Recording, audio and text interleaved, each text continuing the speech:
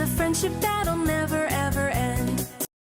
I'm back with a brand new Firefly Fun House video. This is part 2, really.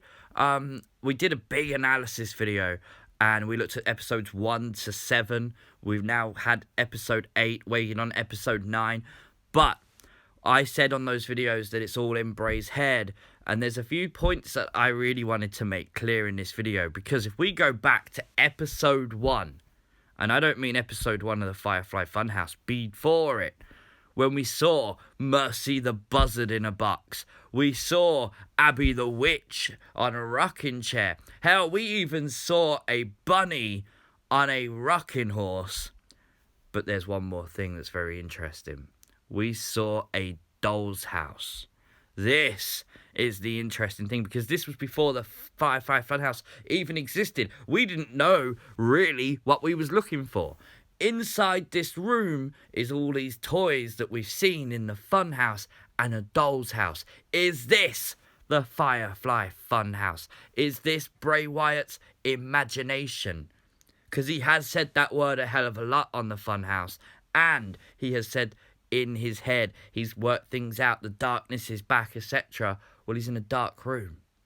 Is he working all this out in his head? Is he just playing with his toys? I mean, I've got wrestling figures. Why can't Bray Wyatt have puppets and dolls and a doll's house? Why not? This is really interesting that this could be the Firefly Fun House and Bray is just sat there creating everything within his own imagination. Now, the next thing to talk about is this sign. This was on episode 8 of the Firefly Fun House this week. Abandon all hope, ye who exit here. This is taken from Dante's Inferno poem, and it's really interesting. We spoke about this a few times, but there's so many Easter eggs, I feel like, within this. We're going to talk about 2 of them. Now, all the letters you see, there is a very few blue ones, like B-O-P-E-H-E, that have been wrote over again in pen. Now, if you put all those together, they spell the word Phoebe. Who the bloody hell is Phoebe? Like, okay, that is either a very strange coincidence, or we're going to get a new character. Maybe a new WWE female talent called Phoebe, who's going to team with Bray Wyatt. Maybe. It could be a new puppet. We got no idea. Now, there's also one more very interesting thing hidden within this. If you take all of the letters in red, you get the word Aetheral, which means not earthly, heavenly, very light, airy, delicate. Which I have no idea. I've never heard this word before in my life, but it is a legit word. And it does tie into the fact that this is the kind of sign you'd see on the gates of hell. It is paranormal. It's not earthly. That really does tie in. Of course, light and delicate.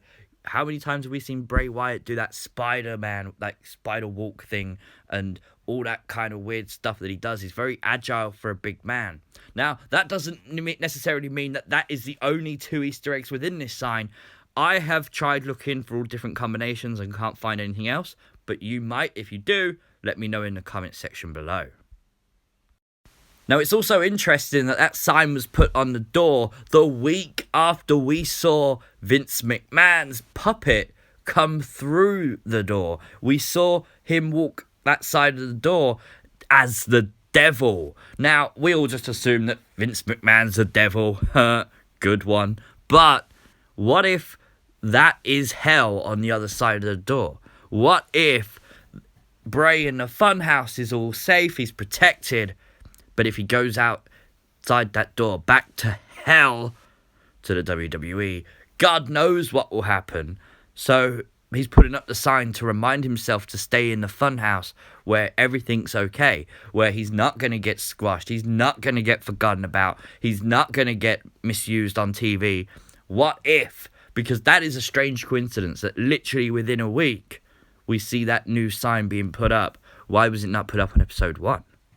Now, the Fiend is everyone's favourite character at the moment, but the week after we saw the Fiend, we saw Bray Wyatt stood in the funhouse with just a paper plate mask. And this ties in again to the imagination. What if the Fiend with the whole big mask thing isn't real? What if Bray Wyatt's Fiend character is just this, with a paper plate? It would make so much sense. I really want to see this as well. Please, WWE.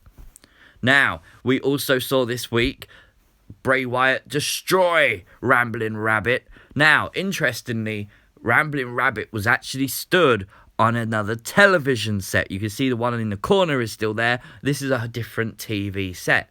I said before that I think this whole episode was a dig at AEW's Jon Moxley and Chris Jericho.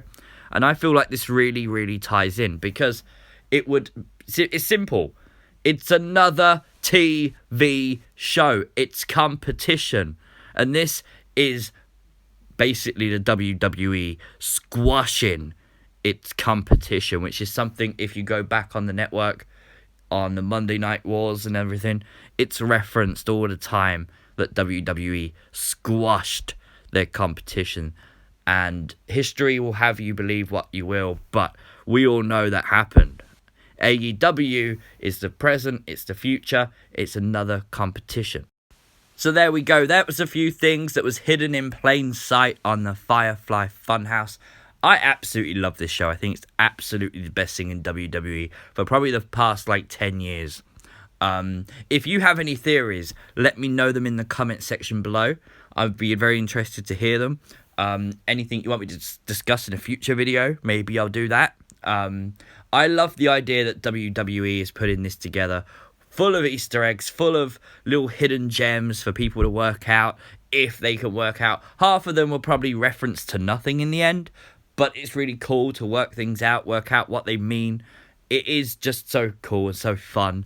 I do feel like probably about 3 weeks, that's when we'll probably see the end of this, because I really don't see where else they could go with it. But guys, let me know your thoughts in the comment section. Like, share, subscribe, all that good stuff. Peace!